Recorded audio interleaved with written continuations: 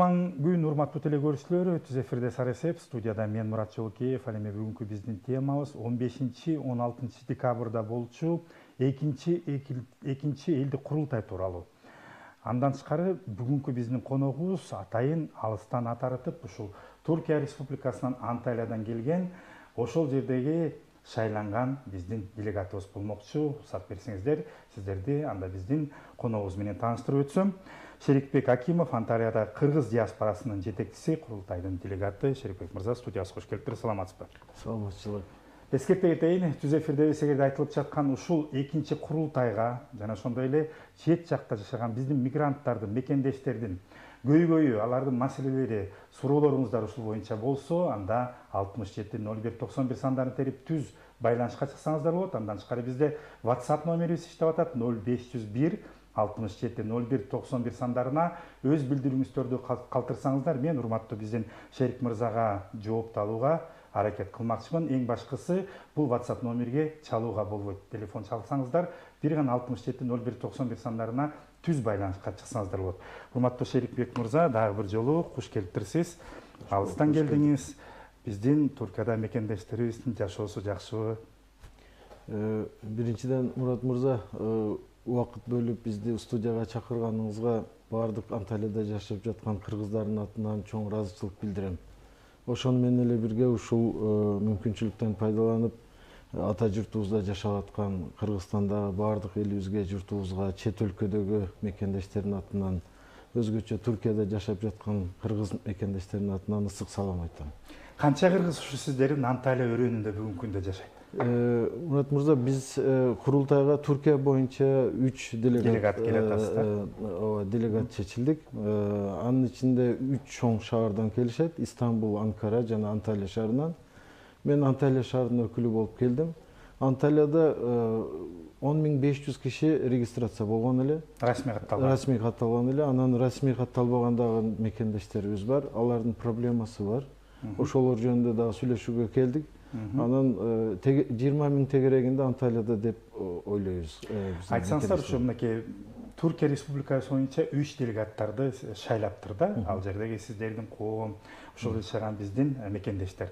Кандай өттү бул шайлооңуздар? Талапкерлер көп болдубу? Ооба, шайлоодо, бул жактагы шайлоодо Тышкы иштер министрлиги уюштурду. Аны онлайн связь менен, байланыш менен болду. Анталияда 3 коом бар. Анан 3 коомдон биз чечилдик. Бул жака расмий болгон.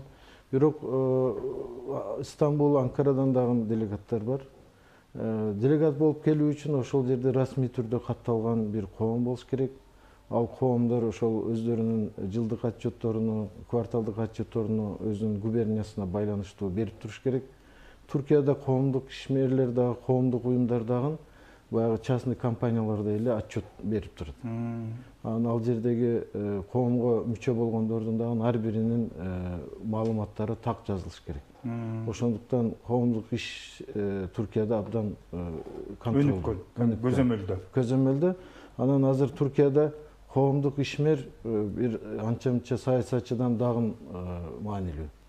Эмнеге дегенде коомдук ишмер аны өзүнүн баягы ички жүрөгүнөн чыккан каалоо менен элиме, журтума кызмат кылайын деп кылат да. Белгилүү бир интерес үчүн же бир пайда үчүн эмес, аны өзүнүн элинин, журтуна, өзүнүн жашоону, убактысына, акчасына аябай иштегендер коомдук ишмер да. Активисттер экен да, мекенчилдер, өзү эл үчүн күйүп, жер үчүн күйгөн адамдар. Ооба, убактыны бошко кетирбей, элиме, журтума бир пайдасы тийсин деп, ошондук коомдук ишмерлерди азыр өзгөчө бир статусу бар Туркияда.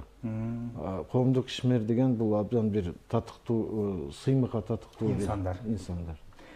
Мынакей, сиздер Туркиядан 3 делегат келиптирсиздер. Эми ушу сиздерге эле өтсөк, сиздин мисалыңыздарда, урматтуу Шерик мырза, кандай маселелер менен, кайсыл көйгөйлөрдү чечүүгө, биякта көтөрүп, ошо элдик курултайда айтып берүүгө, бийлик өкүлдөрүнө жана ошондой эле тийиштүү ведомстволорго жеткизүү үчүн сизди алыстан атайын жөнөтүштү биздин мекендештер? Бул дагы бир ушул учурдан пайдаланып сиздердин телеканалыңыздарга, өзгөчө сизге мен дагы бир жолу ыраазычылык билдиргим келет. Эмнеге дегенде сиз дүйнөнү айланып дайыма мекендештерибиз кандай жатат экен, эмне кылып атат экен, кандай проблемасы бар экен, дайыма биз силерге кандай жардам берем деп барасыз да. Ошого элибиздин журтубуздун алдында сизге ыраазычылык билдиргим келет. Экинчиден, эми биз эл болгондон кийин, ал жерде 10 миңден көп баягы расмий катталган кыргызстандык мекендештер болгондон кийин проблемалар болбой койбойт. Албетте. Ар түрдүү проблемалар бар. Ал жака барып кайтыш болуп калгандар бар дүйнөдөн. Анан бул жактан проблемалар менен барып, ал жердеги проблемаларга чыга албай суицид болуп калгандар болуп калат. Анан бул көйгөйлөр баягы адам баласы бар болгон жерде болуучу проблемалар да. Анан келерден алдын биз дагы белгилүү чогулуштарды жасадык. Анан бул жактан жогорку кеңештен 3 депутат биздин чакыруубуз менен келишип биздерди угуп кетишти. Бул баардык проблемаларды топтогонубузда эң негизги бир проблема чыгып атат да. Эң негизги бир проблема бул 2 жыл мурда Россия менен Украинанын ортосундагы баягы конфликттин кесепетинен 4,5 миллион адам Туркияга мигрант болуп барышты да, көчүп. Бул көптөгөн миллиондогон сандагы жаңы көчмөндөрдүн саны Туркиядагы социалдык абалды курчутту. Курчутуу кандай болду? Бул арендалардын абдан кымбатташышы, анан үйлөрдүн баасынын кымбатташышы, буларды чечүү үчүн кечиресиз Шериф мырза, азыр бизде теле көрүүчү байланышта бар экен, кабыл алып коелук, андан кийин сөзсүз түрдө бул көйгөйлөргө келебиз. Саламатсызбы урматтуу теле көрүүчү, угуп атабыз, оюңузду, сурооңузду билдирсеңиз болот. Угуп атабыз сизди, саламатсызбы? Алло? Угуп атабыз, саламатсызбы? Саламатсызбы? Мен суроом ушу Анталияда көп кыргыздар бар да, анан акыркы учурда ар кандай кырсыктар болду, инфляция болду, анан ошо кыргыздарга таасирин тийгизген жокту. Ушул боюнча береңдедим эле. Чоң рахмат сурооңузга. Ооба, чоң рахмат сурооңузга. Бул кыйынчылык бар. Түркия дүйнөдө 17-чи экономика болгону менен абдан чоң проценттүү девальвация бар. Былтыры $500 алып аткандардыгы девальвацияга байланыштуу ал $400, $350 түшүп жатат да. Ошондуктан чындыгында эле биздин граждандар үчүн дагы бул кыйынчылык бар. Бирок ошого карабастан Туркия динамичный менеджмент деп коет, динамик өлкөдө. Ошону баягы жумушчулардын эмеси ошол деңгээлге жетиш үчүн дагы айлыктарды көтөрүп, ошол минимальный окладды $400 турлаганга аракет кылып жатышат да. Ошондуктан белгилүү кыйынчылыктар болот, бирок бул болду бүттү деген мааниге келбейт. Иштеп аракет кылса, Туркияда дагы иштери боло берет деп ойлойм. $400 албетте биз айтып аткандай эле бул эми Туркияда жашоо минималдуу бул өтө эле азыраак болот. Сиз ушу максат кылып келген көйгөйдү айтып аттыңыз эле, ошону уланта берелик. Ошондо баардык проблемалар топтоп келгенибизде баягы согушка 4,5 миллион адамдын агымына байланыштуу, демек баалардын өсүшү. Түркия Жумурияты өзүнүн ички миграциясын тартипке келтиргенге аракет кылып жатат. Ошол тартипке аракет кылып жатканда Түркия экономикасына пайдасыз адамдарды өлкөдөн чыгарганга аракет кылып жатат да. Мындай керектүү мигрант, керек эмес мигрант дегендейчи. Алардын арасында кыргыздар да азыр кошулуп калып атат. Ошолда кыргыздар да чогулуп жатат. Биз аны биздин бул жерде Тышкы иштер министрлигине Руслан Казакбаев элчибизге дагы ыраазычылык билдиргим келет. Алар дагы баягындай кылдат мамиле кылып, кыргыз жарандарынын Туркияда жашоосун 180 күнгө көтөрүп чыгышты. Анан биздин талабыбыз болсо диаспора катары биздин Тышкы иштер министрлиги, президентибиз Туркия менен сүйлөшүп, ушул убакытка чейин жашап калгандардын, баягы ВНЖ ала албагандардын бир амнистия кылып берсе депчи. Ошондо көптөгөн ошол жердеги баягы кыйналган кыргыздар өздөрүнүн легалдуу түрдө Туркияда жашап калышат эле да. Кечиресиз, дагы бизде теле көрүүчү байланышта бар экен, кабыл алып коелук, себеби кайбири уюлдук телефон аркылуу чалып аткан болот. Биздиктер түгөнбөсүн. Саламатсызбы, урматтуу теле көрүүчү, угуп атабыз сизди. Сурооңузду берсеңиз болот. Угуп атабыз сизди. Саламатсыздарбы? Саламатсыз. Мен могу жумуш боюнча сурайын деп аткам. Түркиядагы биздин жакында туугандарыбыз ошо чет жактан иштеп келсекпи деп аткан. Анан Түркияда кандай жумуштарды иштесе болот, эмне кылыш керек, ошо негизи эле жумушка барууда эмнелерди эске алыш керек деген сыяктуу түшүндүрүп берип койсоңуз жакшы. Чоң рахмат. Түшүнүктүү суроо. Рахмат. Чоң рахмат. Туркияга азыр эки түрдүү ишке барып жатышат. Бирөө баягы 5 жылдыздуу отелдерде бул жактагы кадровый агентстволор аркылуу контракт түзүп, 6 айга, 7 айга деп, анан аларга баягы айлыгын төлөп, жол киресин төлөп, анан барганда жатаканасыны 3 убакыт тамагын берип иштеткендер бар. Бул баягы туризм индустриясында иштеген чоң компаниялар. Ал жерде эгер договорлор жакшы түзүлгөн болсо, текшерилген болсо, ал жака барып коркпой иштесе болот. Ошол өзгөчө туризмде кийин иштей турган жаштар Тейлөө тармагында. Тейлөө тармагында. Ооба. А экинчи бир түрү бул биздин көптөгөн айылдар жашы өтүп калган, мисалы үчүн 40тан жогорулар үй бүлөлөрдө кемпир чалдарды, орукчандарды, анан же жаш балдарды карап калганга да. Эмнеге дегенде Туркияда үй бүлөлөр кичине, багындай көп балалуу эмес. Анан ошого бир бала караганга же ата-энесин караганга бирөө керек да. Ошол жактан болуп жатат. Эки түрдүү ишке барып жатышат да. Эң башкы урматтуу эле көрүүчүлөр, мен урматтуу Шерик мырзанын айтканына кошулуп кетмекчимин. Мен да ошо чет мамлекеттерде биздин боордошторубуздун жашоосу менен таанышып программа тартып келем да. Ушул биздин конок айткан келишимди түзүп атканда ошого сөзсүз түрдө чоң маани беришиңиздер керек. Ар бир сөздү шашпастан дыккат мамиле менен карап чыгыңыздар. Себеби ошол кагаз келишим сиздердин чет мамлекетте баргандагы эң башкы документиңиздер. Туурабы, Шерик мырза? Эң туура. Көп кыргыздар биздин ошо чет мамлекетке барып алып, ошо келишимге карабай кол коюп коюп, анын кесепетинде кыйналып, көчөдө калып калган учурларда кездешти да. Ошол эле Прибалтика мамлекетине барганда мен Латвияда, Ригада бир-эки кыргыз менен сүйлөштүм. Кыргызстандан түзүлүп аткан келишимин туура эмес түзүлүп, ошонун кесепетинде булар бөлөк жумушка барып көчөдө калышкан экен. Дагы жакшы бөлөк мекендештер жардам берип, башка жумушка орношуптур да. Сөзсүз түрдө ар бир документацияга кылдаат мамиле кылыңыздар. Кайсыл мамлекетке баргаңыздар, ошол эле Орусия, Казакстандан баштап. Сиз менен азыр ошо миграция маселесин сүйлөшүп аттык элек. Демек, бүгүнкү күндө бул чоң көйгөйлөрдүн бири. Ооба. Келишим менен барганга алыш үчүн. Ооба. ВНЖ алыш үчүн чоң көйгөйлөрдүн бири. Ошондуктан биз эми Туркия бизди биринчи көз карандасыбызды тааныган бир мамлекет. Анан Туркия менен Кыргызстандын ортосунда түбөлүк достук жана туугандык мамилебиз келишимибиз бар да. Биздин коомдун курулушундагы эң чоң негизги миссиясы Туркия менен Кыргызстандын ортосунда түбөлүк достук жана туугандык мамилени куруу да. Биздин ошол өмүрүбүздү ушул эки өлкөнүн достугуна арнап келе жатабыз. Ошондуктан бул жерде биз эки тыгыз тууган мамиле өлкөдө болгонубуз үчүн ошондой эле Туркиянын граждандары деле Кыргызстанда иштеп жатышат. Ооба. Биз ошону түрк туугандар менен сүйлөшүп жатканда, мына силерде дагы мындай адамдарыңар бар. Биз силерди кечирели, силер бизди кечиргиле, же бир туугандык мамиледе кылайлы деп бир пилот проект кылып, анткени биздин жарандарыбыздын ал жерде кылып аткан иштери деле ар кимдин кыла албай турган оор иштери да. Ошол эле кемпир чалдарды карап, анын өз убагында дарысыны берип, давлениясын текшерип турган дегендей чоң жоопкерчилик да. Ооба. Ошондуктан биз эки жакты эме кылсак,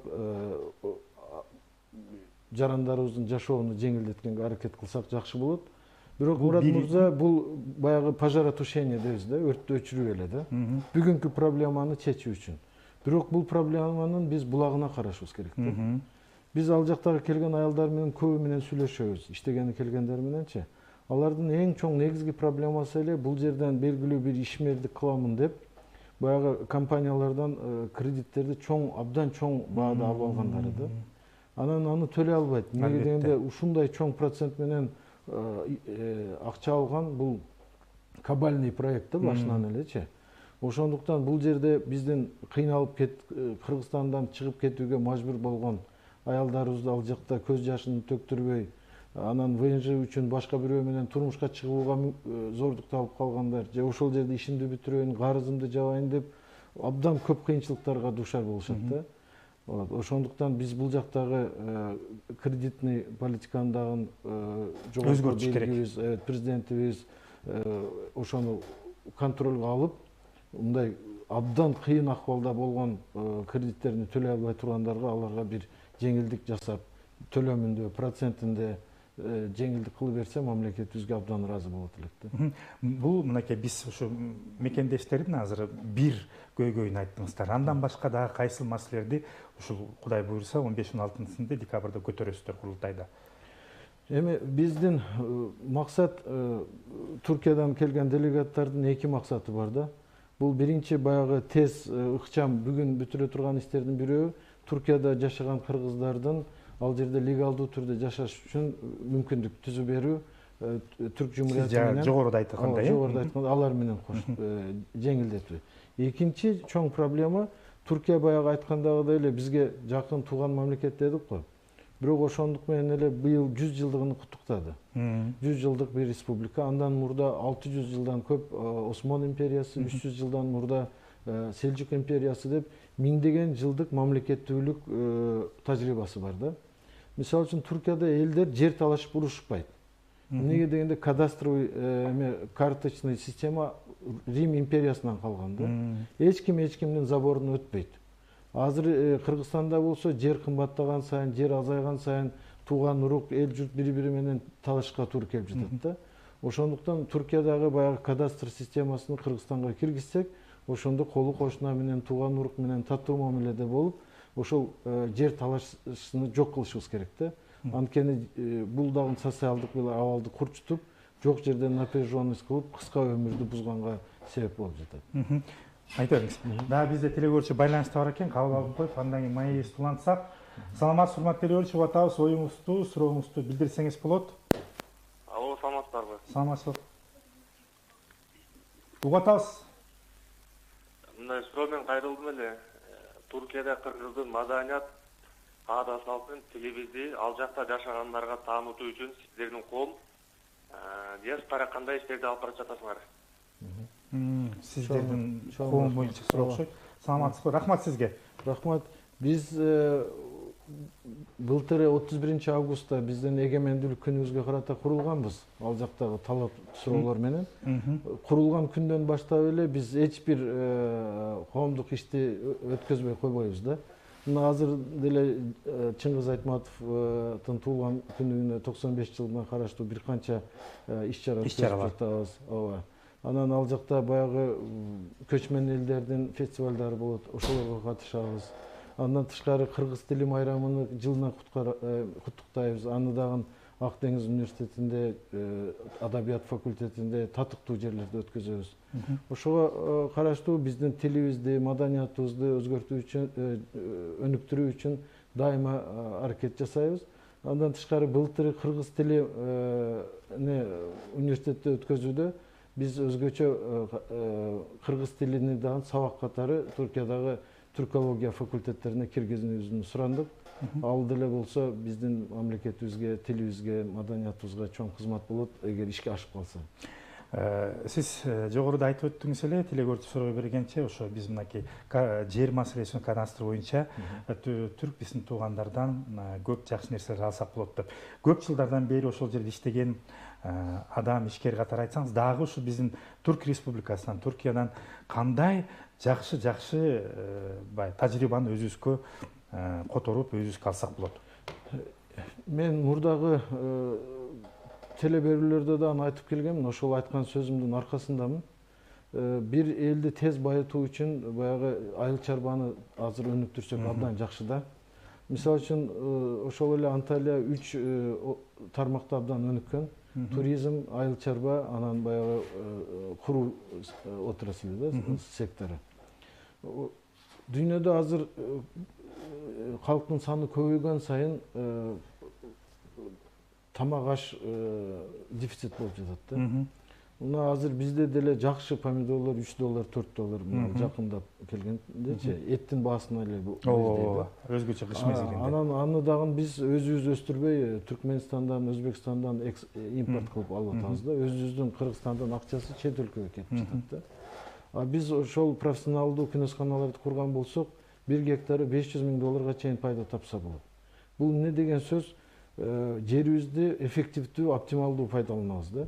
Бирок бунун дагы чечими эмне үчүн болуп атат? Азыр жүздөгөн гектарлар курулду Кыргызстанда күнөсканалар, бирок алар бардыгы примитивный да. Ирригациясы жок, ферригациясы жок. Жөн эле мындай каркасты куруп эле пленканы жаап койгон да. Ал болсо бул технология, чоң бир технология. Аны өстүрүүчү. Ошондуктан биринчиден өзүбүздүн ички базарыбызга камсыз кылсак, эмне дегенде бунун расчету да оңой эле да. 7 миллион калк болсок, күнүнө 7 миллион помидор чыгыш керек. Ошону өзүбүз чыгарышыбыз керек да. Андан бирок сиз айтып аткан 500 миңди табыш кыйын да, 500 миң доллар өтө чоң сумма да. 500 миң доллар бул пайдасы, бирок андай теплицалардын квадратный метри 100 доллардан 200 долларга чейин өзгөрүлөт. Бирок ал күнөскана канчалык профессиональный болсо, ошончо көп продуктивность болот да. Анан көптөгөн иш жерлери болот, анан чет өлкөгө барып, баягындай кыйналып, УМЖ ала албай, башка бирөөдүн менен турмуш курууга дуушар болбой эле өзүбүздүн журтубузда дагы иштесе болот. Эли жеринде, үй бүлөсүнүн жанында. Ооба. Биринчиси баягы импортозамещение, чет өлкөгө өзүбүздүн акча кетпей, Кыргызстандын ичинде калыш керек.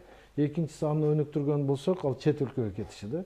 Мен бул жакта дагы сүйлөштүм бул тема боюнча. Эң кыйын проблема ошол кредит алуу да. Ооба. Мисалы үчүн 10 миллион, 120 миллион доллар кредит ала турган болсоң, сен ага 30 миллиондук ипотека беришин керек. Ал Кыргызстандын экономикасында мүмкүн эмес. Саналуу эле бир 10 бармакты кечпеген адам кыла албаса, аны көптөгөн жаштар эмелер буну жасай албайт да.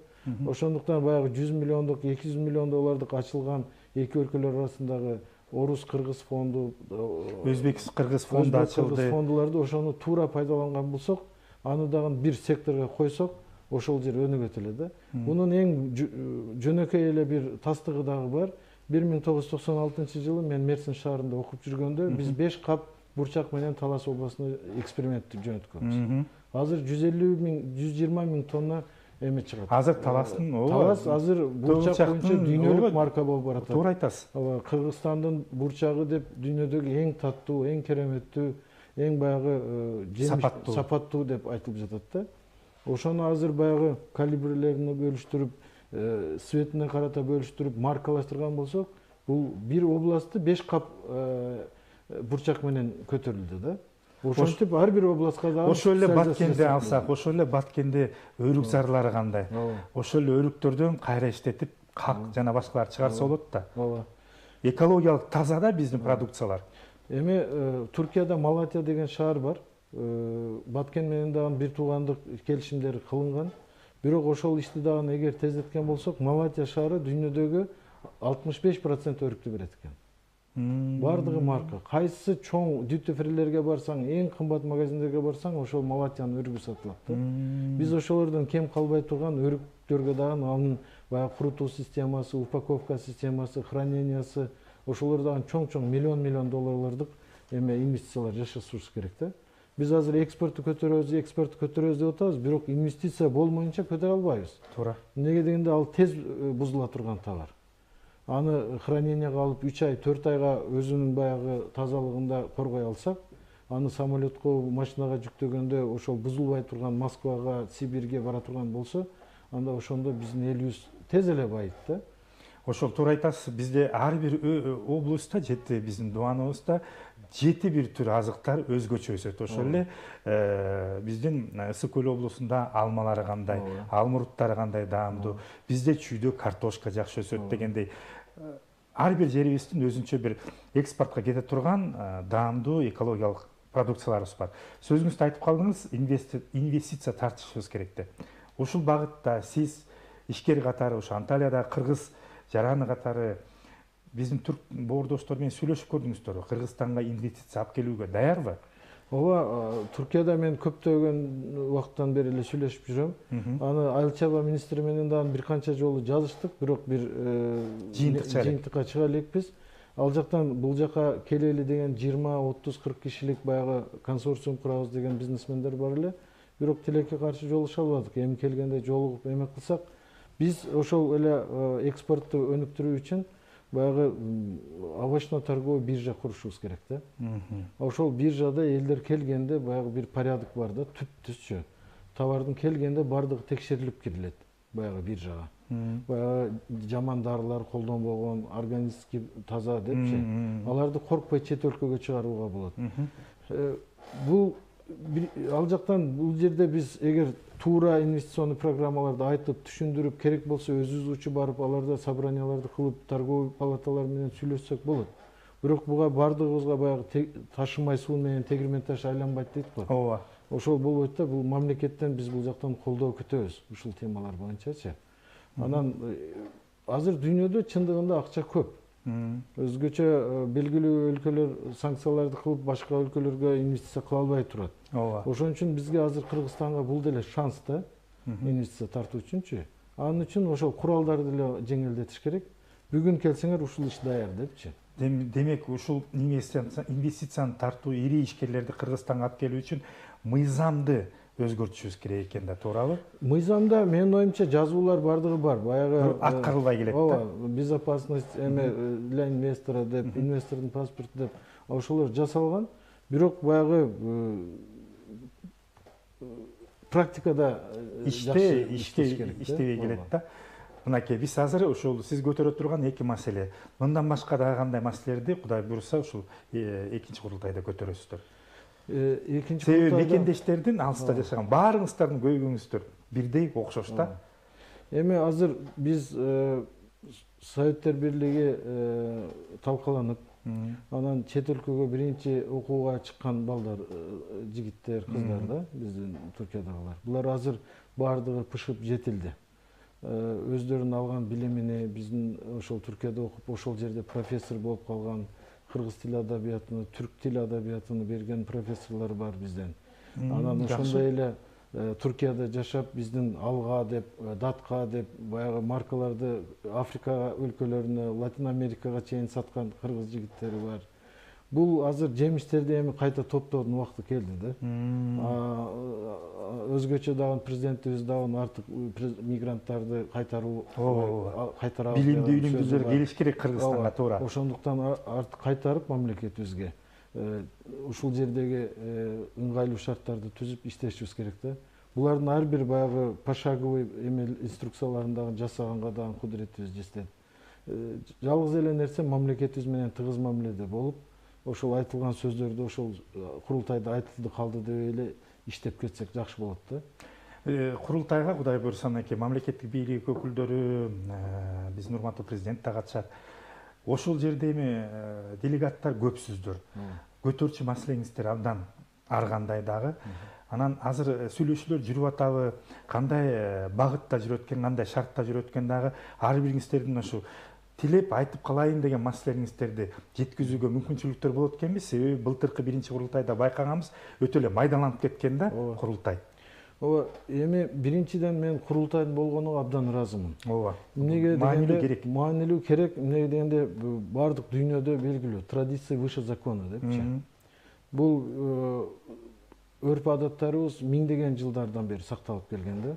Биз канча эл катары каганат курсак деле азыркы тил менен империя. Эми биз империя курган элдин урпактарыбыз.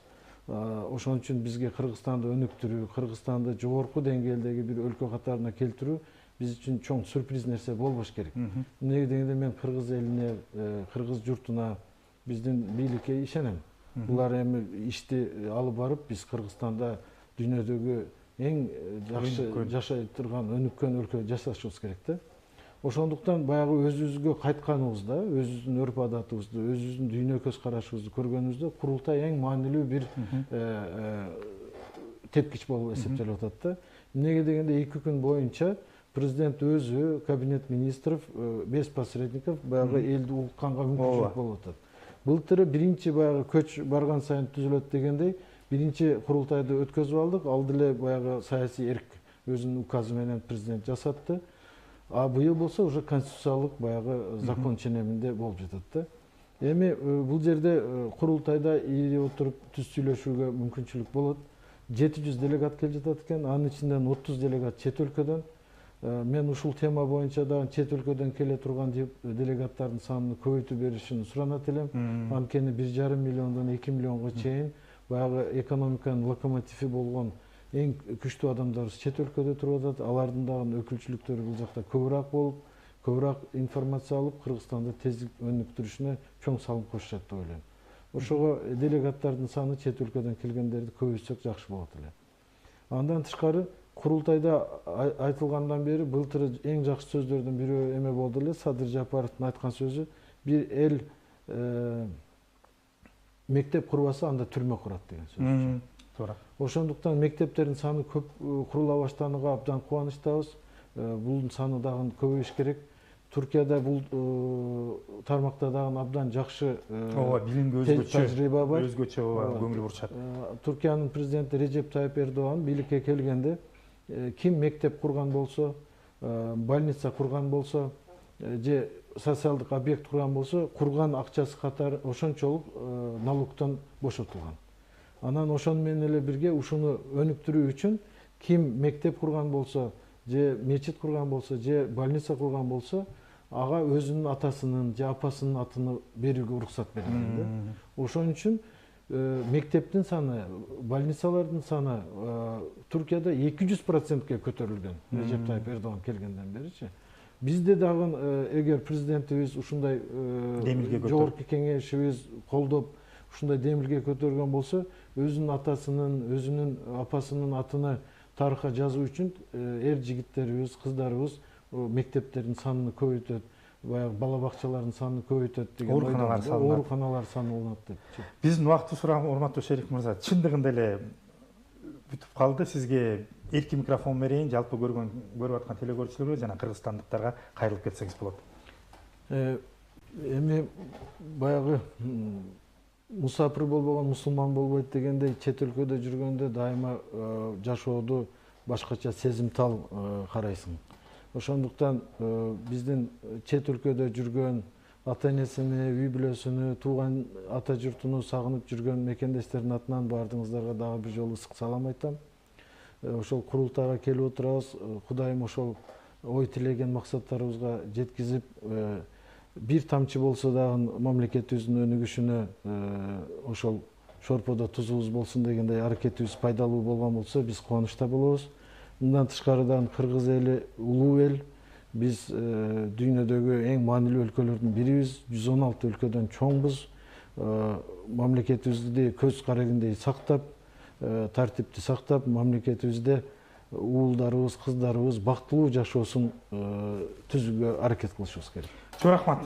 Каалоо тилектериңиздер орундалсын. Ошо алыстан атайын келип, Туркияда биздин мекендештердин, боордошторубуздун көйгөйүн ошо экинчи курултайда айтып, түшүндүрүп, бийлик өкүлдөрүнө жеткизебиз деген атайын бир тилек менен келиптиздер, орундалсын. Эң башкысы сизге да айтып кетмекчибиз. Жалпы Туркиядагы биздин боордошторубуз аман-эсен болсун, алыста, оорубай кандай каалоо тилек ой менен кетсе орундалсын.